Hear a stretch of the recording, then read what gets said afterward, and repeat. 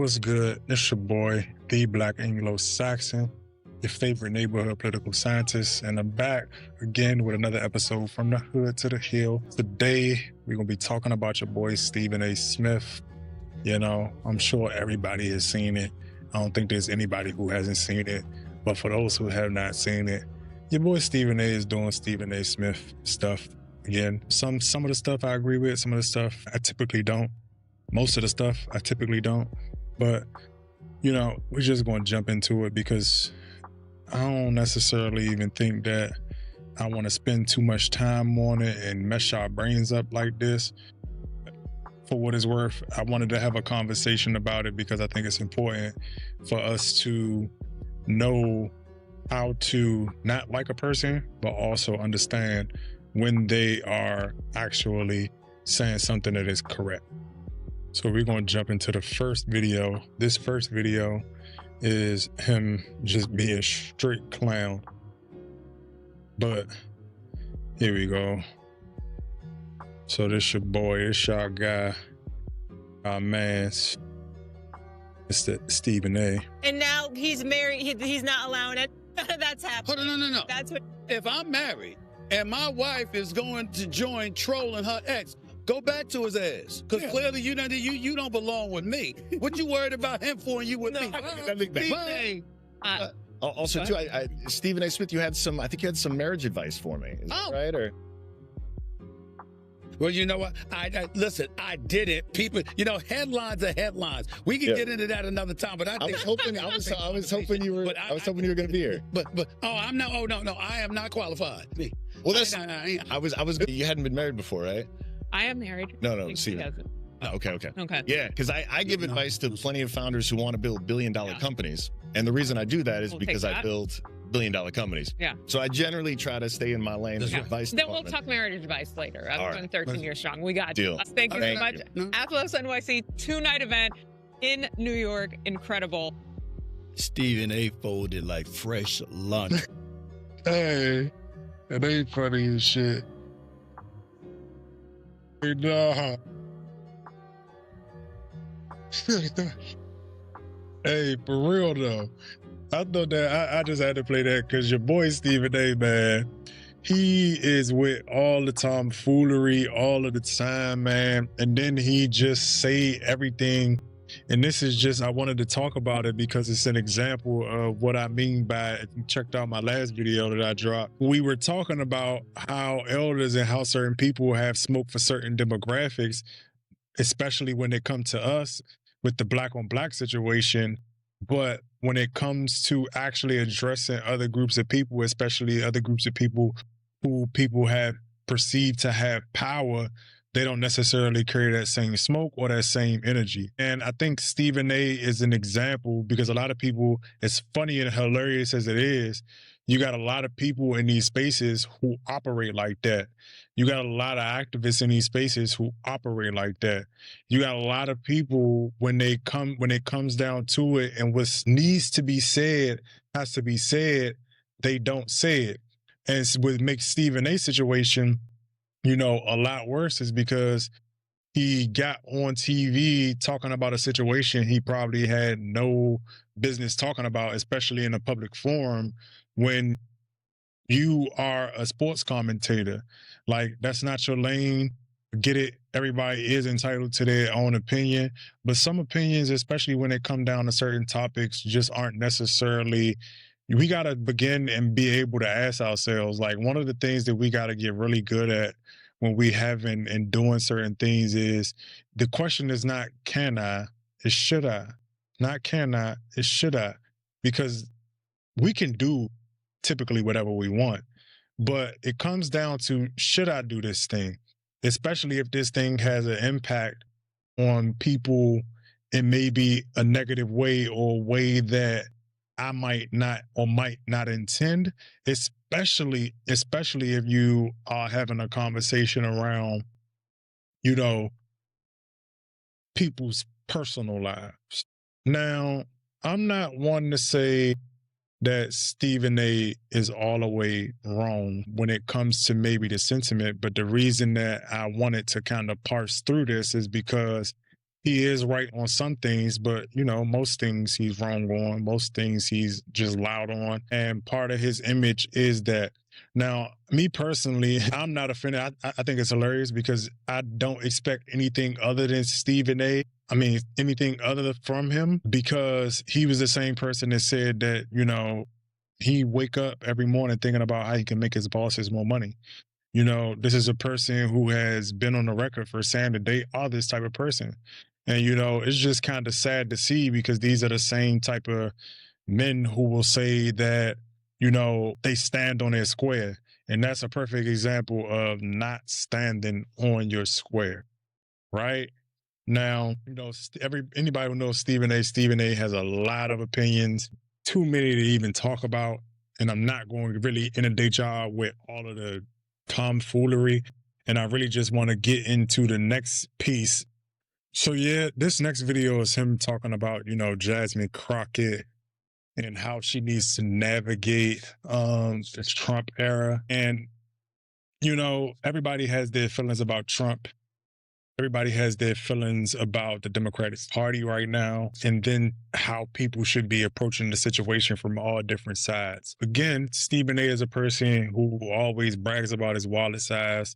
I know he's mentioned some of the things that he does on the side, but as it pertains to politics and as it pertains to pushing back on social ills, I think that more can be done when it comes to a person like Stephen A, using his cachet and his clout in the sports world as well as the political world, because I've seen him go on Cuomo and a lot of all of these other platforms and speak in a way that doesn't necessarily help his own specific group, which I know his pushback will probably be, you know, he doesn't necessarily owe it to his group to do that. And what he feels like he's probably doing is holding Jasmine Crockett accountable. And to some extent, I do agree with that. But I don't think he really understands politics in terms of marketing, narratives, and the power dynamics and how much leverage you give up when you have certain conversations in a certain way, especially if you're asking that person to then do something or push that person to then do something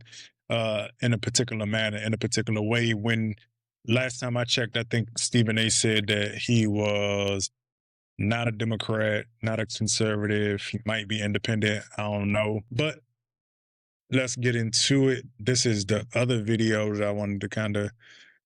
How Jasmine Crockett chooses to express herself. I'm like, is that going to help your district in Texas? Aren't you there to find a way to get stuff done as opposed to just being an impediment to what Trump wants? How much work goes into that? I'm just going to go off about Trump, cuss him out every chance I get, say the most derogatory, incendiary things imaginable, and that's my day's work. That ain't work. Work is saying, that's the man in power. I know what his agenda is. I'm not exactly in a position to stop him since the Republicans have the Senate and the House. But maybe if I'm willing to work with this man, I might get something out of it for my constituency. Now, for what it's worth, I do think he has a point when it comes to, because I have a video on Jasmine Crockett about this particular point in terms of the banter against Trump not necessarily meeting the moment when it comes to the fact that you are a part of the legislative body. So where that might be okay for the average citizen or a regular person, it does not carry and hold the same weight as it relates to a person who is in a particular position to influence the ecosystem in the way that she can. And there is a point of banter up until a certain extent, because I'm not going to sit here and say that there isn't any point to kind of have those jarrings back and forth where you're kind of trying to situate and leverage yourself and use the political capital, the social capital, and galvanize people around a particular moment and a particular time. And sometimes rhetorical speech does do that.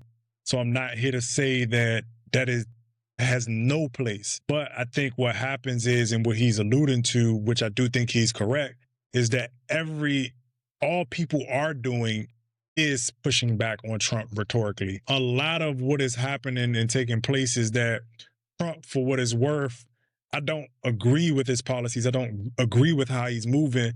But the problem is that he is moving. He is pushing the needle. He is destroying infrastructure, systems, institutions that we all need to function as a whole nation, as well as communities at the local level. So I do think that there is some truth in that. Now, where I disagree is that when you talk about being in a specific jurisdiction, yes, you can gain some leverage and try to work with the president, senators, and the legislative body, keeping in mind the particular moment and the particular group of people that we're dealing with. I don't think that it can be approached. And I think Joe Manchin is a very bad example, especially considering the fact that Joe Manchin is also a white man himself. So he has a certain amount of leverage and a certain amount of social capital within that group, even though he was in a different party to deal with them. It's similar to how and why Barack Obama chose Joe Biden, right? Because, you know, Barack Obama, for what it's worth, is a man of color, right? But to kind of leverage it and balance it out, Joe Biden was chosen because he had that Southern touch, for lack of a better word. He had that ability to go and get those, what they call disenfranchised, radicalized, swing voters, right? And so there is always that ability and that capital that kind of exists within them that doesn't necessarily exist within a Jasmine Crockett. So even though I think that she can and should find different ways to push back, and unfortunately, you know, I'll throw her a bone. Unfortunately, she's in a party that fights harder against the left and her flank than they do against the actual Republicans. You know, because from where I sit, in some cases, I feel bad for people like Jasmine Crockett, the AOCs, the Bernie Sanders, because I'm not huge fans of them. I've told y'all before, I agree with them in terms of their policy positions, but the problem is that they fold right back into the Democratic Party without the willingness to push back and fight their own party so that they can have apparatus and a vehicle to do what it is Stephen A. is actually talking about. Right now, that doesn't exist for Jasmine Crockett. She is toothless because her the Democratic Party, unfortunately, the leadership within it is so topsy-turvy. And I say leadership because it is still held by the quote-unquote establishment Dems like the Schumers, the Jeffries, and the Pelosi's, and now even though the Fetterman's in there, a lot of people might say that he's a lot different, but I think he's more along the lines of the center-right, and I don't even want to say center-left because how we even engage the spectrum of what is right, left, and center in America is kind of thrown off because we live in a very far-right America, which kind of pulls everything to the right. So even people like Kamala Harris, who people would say are progressive,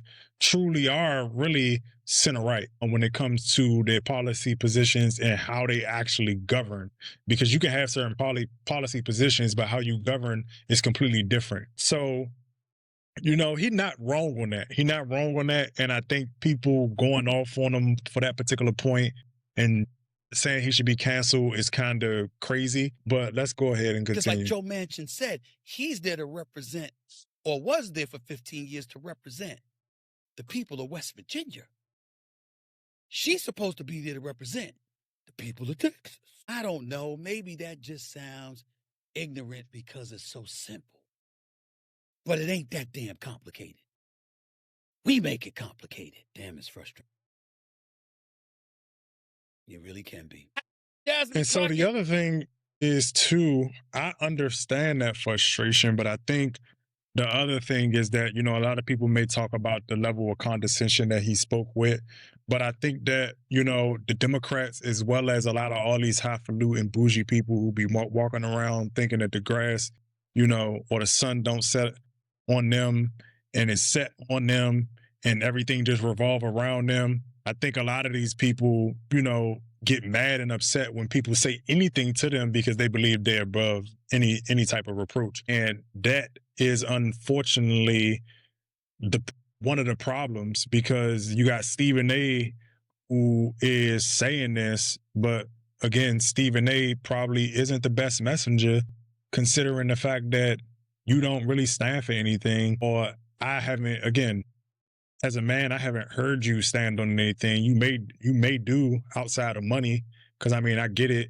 All he probably gonna say is that, he got a bag. He got a bag. That's all everybody says. They got a bag, but who cares when how you get your bag is very suspect. And then to be challenged by a grown man and you not stand on what you said, it's very, very telling, because that's not the first time, and it's not the only time, and it's not the last time, because I'm sure he'll get up there and say something else and not stand on it. And I think the problem with him, again, the messenger, is that you have that contrast, because I personally agree with him. Like, nah, y'all, the Democratic Party, yeah, it's frustrating. Like, you are supposed to be the opposition. You all are supposed to be the pushback. You all are supposed to be the stopgap. You all are supposed to be not just putting up a rhetorical fight, but actually galvanizing, organizing, and putting things in place as the opposition, so that we, the people, the party that you say represent we, the people, are not doing so in this moment in time. So I agree with and relate to the frustration, as well as the commentary about you should have a different approach, even though I don't agree with the approach that he may have tried to reference. But I do think that, yes, absolutely, you have to be a different approach. And I think we have to get out of this space of just because you don't like a person, or just because you think a person is typically wrong and boneheaded, that they don't necessarily have certain points. It's funny, I was also having a Twitter discussion. I made a comment, rather, because it wasn't really a discussion, but it was in response to the video about Ray J, the Blueface boy, the Blueface guy, Jonathan Majors, and Kev on stage were all in the room with Kirk Franklin, and they were having this conversation generally around men. And Ray J got frustrated as a result of not being able to tap into the young boy, right? And my thing is that a lot of this happens because y'all don't stand on anything, and it's pervasive. And so when it comes to being able to move bodies and move people, it just becomes really, really, really wonky. And I think we get lost in it. I really do. But even though Ray J is a moron most of the times, what he was saying was correct in the video. My only thing was that, again, like I said, it's really hard to pour into people garbage, trash, and create this inverted way of life, and then try to come back and speak what he feel like is sense into another person. Because again, this is the same Stephen A. Smith who, for what it's worth, would tell somebody to do what they got to do to get to the bag. And part of what he don't understand is, in politics, what she is doing is getting to the bag. The oligarchy tour, getting to the bag. All of these campaigns, getting to the bag. Like, that's the part that's being missed. But the biggest thing that I wanted to take away from that is that we can definitely not like people and still be able to accept the fact that what they're saying is correct. So it's like, all right, do you feel like what Stephen A. saying is actually wrong? Or you just going against it because it's Stephen A.? I get it. Stephen A. is not really likable, yell all the time, you don't know what he's talking about, but in that moment, he is correct. So it is what it is. I just wanted to come to y'all and have that conversation about that real quick. Let me know what y'all think. Leave a comment, like, share, subscribe, please, and thank you. And I look forward to the next one.